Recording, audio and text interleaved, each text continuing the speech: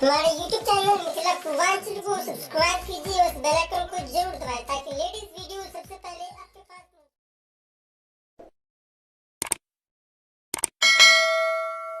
आजु दीन सुना भेला जनकपुरा सखिए जनकपुरा सखी है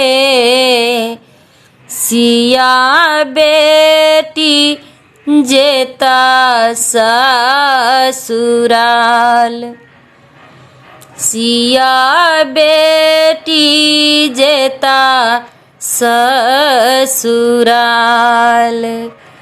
पैरे धेन गिराल सिया बेटी हमारो सिया बेटी हमारो हमें बाबा लक्ष्मी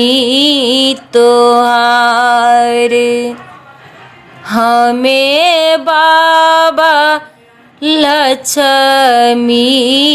तोहार गुनाया बगुना बाबा मनाही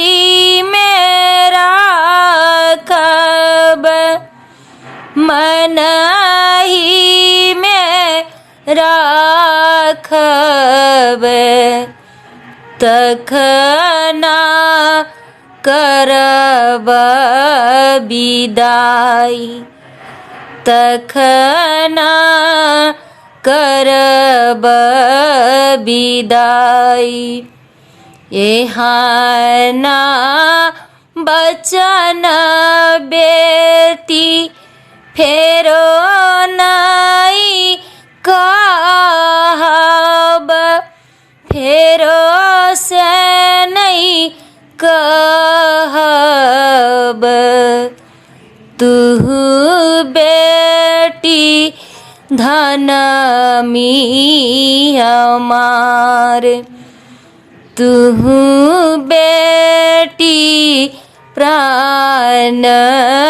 हमारे पाँच माई दीना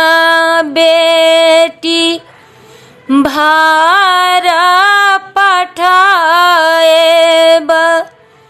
भारा पठाएब छठ हम करब पुछार छठ हम करब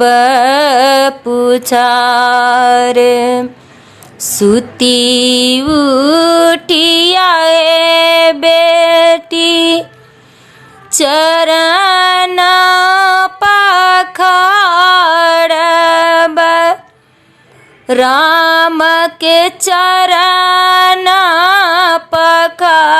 पखाड़ब तखना करब कोई काम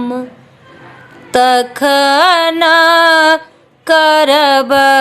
कोई काम जेठ ही छोट के बेटी एके रंगा मानब एके रंगा मानब तखना भोगब राज तखना भोगब अयोध्याराज अजुदी न सुना भेला जनकपुरा सखी है जनकपुरा सखी है या बेटी जेता ससुरार।